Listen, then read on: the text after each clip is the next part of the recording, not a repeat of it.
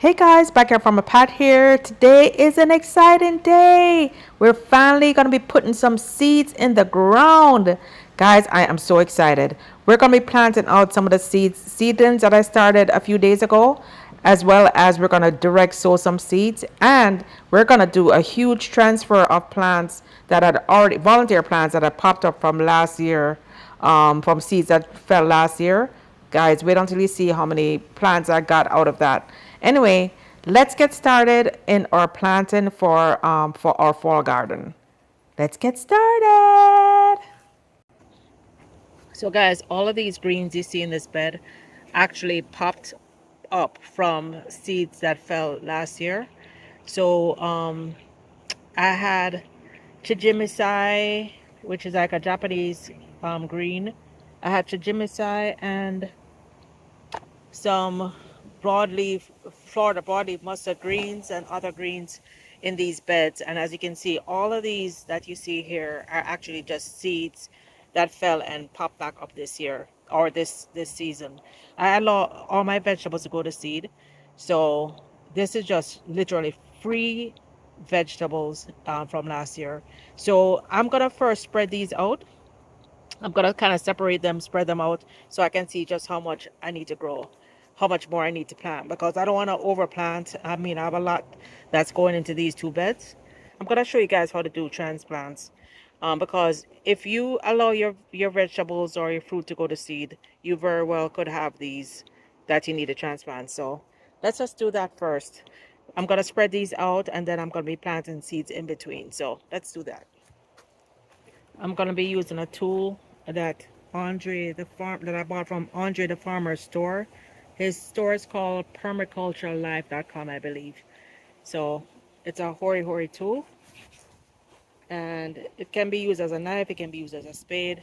It has measures on there, which is really great because I do plan on planting some sweet and short and sweet carrots. So this shows me up to 6 inches, so I can make sure that the depth is good enough.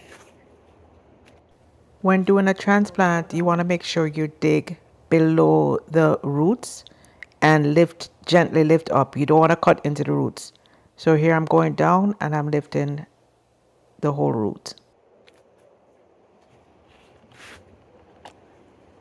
Got one out. With these, I'm just making sure that I separate them by at least 6 inches. Chijimisai don't get really huge, and I don't mind if the leaves touch each other, but when they're right up against each other, it doesn't allow them space to grow. I had some that had multiple seeds in one hole. That's why you see it clumped up like this. So you want to separate that. I mean, it's fine to harvest them and eat them at this size, but I want them to grow bigger so I have more chijimisai. So as you can see, this one had like 3 different roots on it. So I'm just separating them so that I can have multiple plants. That little one wouldn't have had a chance if I didn't separate it. So I'm just gonna go through, separate them like maybe 6 to 8 inches apart. I'm not like measuring or anything. I'm just kind of spreading it out so I know that they'll have space, and I'll show you what it looks like.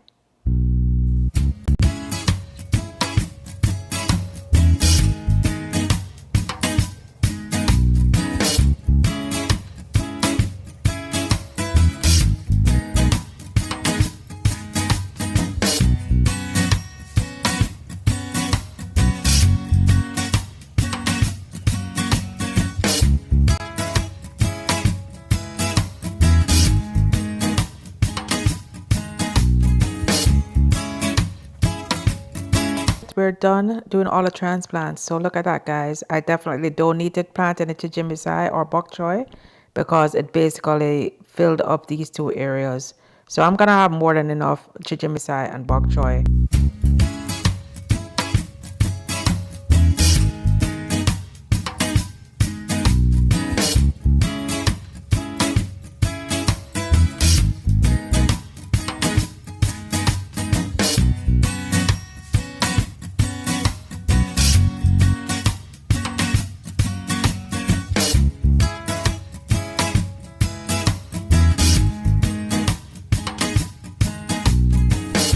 All right, right, so we have our 1, 2, 3, one more. We have one more left. We have our almost 4 tomatoes planted. Gonna plant this one over here, right here by the trellis, right by the drip line.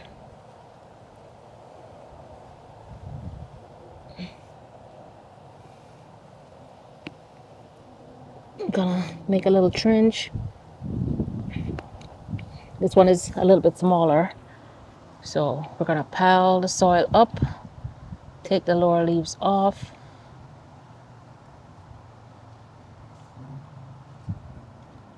and here we have another tomato. All right, so next we're gonna plant some snap peas. Today is October 22nd. I started these snap peas in water October 17th, and some also in soil. These have already started growing up. The ones that are in soil, the ones that are in water have all sprouted. I'm gonna stick these in right against the trellis. Gonna stick them every 4 inches. So we have our trellis here. These snap peas will need some support. I'm just gonna lay them out and then stick them in the ground.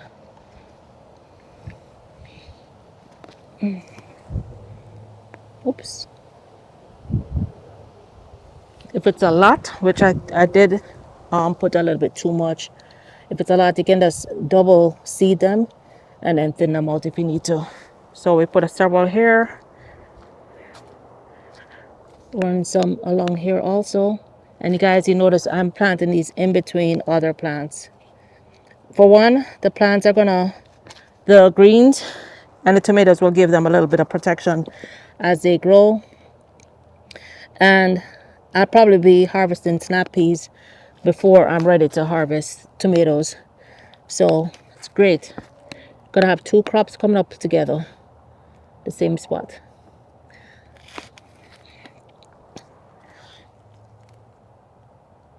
All right, so for these, you just stick a little hole like 1 inch deep and just cover them up.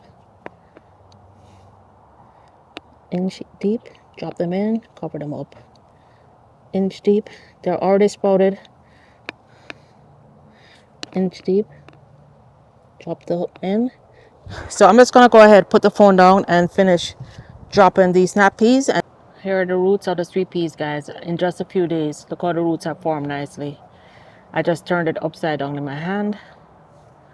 So we're gonna transplant these out. Just move the soil aside. I guess I should have put these in before I put the sweet peas, but hey, if 2 comes up in the same hole, it'll be fine. I can thin them out. Or I may not even have to.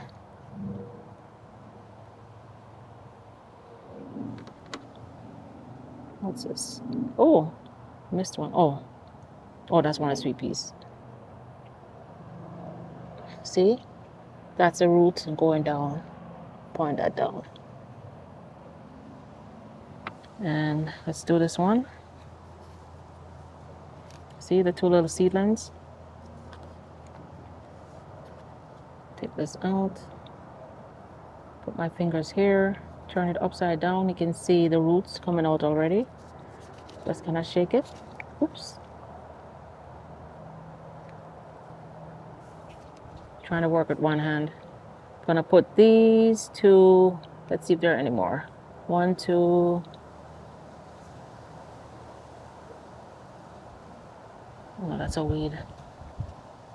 Yeah, those are the only 2 that, I guess I only had 2 in that one, so we're gonna put these 2 in the ground. Let's stick it over here.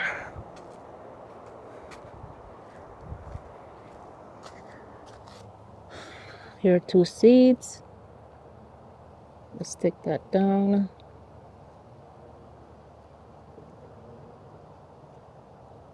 And put these seedlings right here.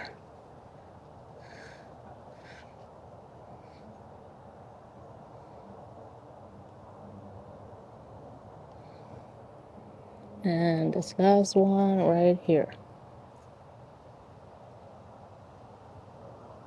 Look at that nice long root, guys. Nice long root.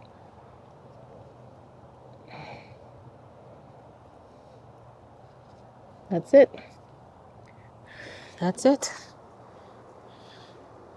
Okay, what's next? Let's do some carrots. Up, we're gonna plant some carrots. I've loosened the soil here. I've added some vermiculite to make the soil a little bit looser and to help with the moisture retention. And we're gonna do a couple rows of carrots here. I'm probably also, after I planted everything else, I'm probably just gonna lightly sprinkle some carrot seeds across the bed so that I'll have some random carrots coming up. So the soil is very light, very loose. Carrot seeds can be planted maybe like quarter inch, half an inch deep. They have to be kept consistently moist. You can't allow the soil to dry out. Um, I've seen online where people use like a piece of wood over the carrots. My friend Diane suggested I use a banana leaf, and I think that'll be perfect to keep the moisture in. So of course, before you leave the banana leaf in down, you gotta make sure you water the area well first. This soil is very moist because I've watered it. I put the other plants in, and I watered it before. I watered it after. So these plants are good and ready. I see a couple of sweet peas sticking out here that I did not stick in the ground. You want to leave your carrot seeds at least, I would say, inch and a half, 2 inches apart, because you want this carrot to get nice and thick. And if they're too close together, then they won't be able to really grow thick. You want to make sure the soil is nice and loose. I've added vermiculite here to make sure it's nice and loose. So I'm just gonna loosen up the soil a little bit more, and I'm gonna sprinkle my carrot seeds in. It's really better to have soil that doesn't have too many like big chunks or stones, because you really want the carrot seeds to sprout well. So let's do that. Here are my carrot seeds. Oops, it's very windy. I will thin out my carrot seeds after. I'm just lightly sprinkling across the top. Very lightly sprinkling. This is definitely way too many carrot seeds, but as I said, I'm gonna just cut them and thin them out after. And making sure I don't do it too thick. I'm just roughing up the soil like this.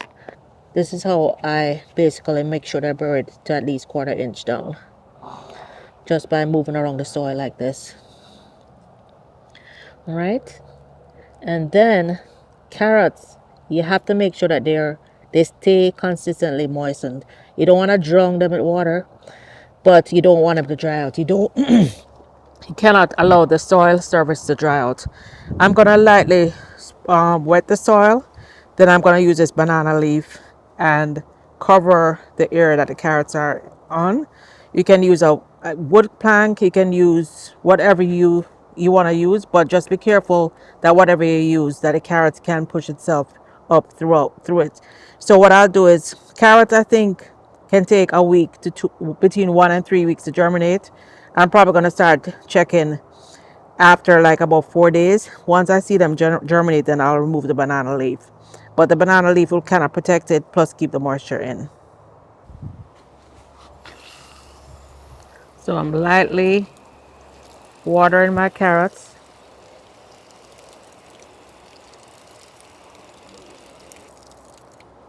As I said, the soil was already moist, so I watered the carrots. I'm covering it with my banana leaf, and we're gonna move on now to planting some mustard greens. These rest of these carrot seeds, I will probably sprinkle it throughout all my other beds so that there are little carrots popping up. Let's see what else we have. We have, oh, cabbage. Let's put some cabbage in. So the cabbage I'm gonna also plant throughout many beds. However, I'm only doing these 2 beds now. So let's do some cabbage over on this bed. I'm gonna do cabbage over here, mustard greens here.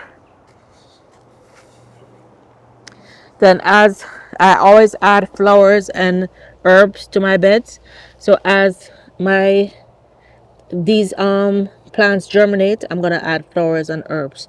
So let's see. We're gonna add a row of cabbage to the back. I'm gonna try and spread the seeds out. I'm gonna have to, let me just put the phone down. I'm just gonna spread the seeds out.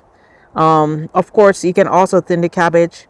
I'm gonna lightly spread them out, and then this I can transplant throughout the bed. With carrots, you want to directly sow. You don't want to move them around because it's a root crop. But definitely with cabbage seeds, once they germinate, they can be transplanted. And of course, most people typically will, I'm literally just sowing the seeds, guys. Most people typically will plant the cabbage seeds, plant the cabbage seeds in the little trays and then transplant them. I am kind of just doing it this way. It's kind of late for me. It's not really too late, but I'm kind of doing it this way, guys. I will definitely have more than enough cabbage. So the cabbage seeds are very tiny seeds. So I'm literally throwing the cabbage seeds out there and I'm roughing up the soil. You've seen how my bok choy grows, and that's just some seeds that fell after I allowed them to go to seed last year.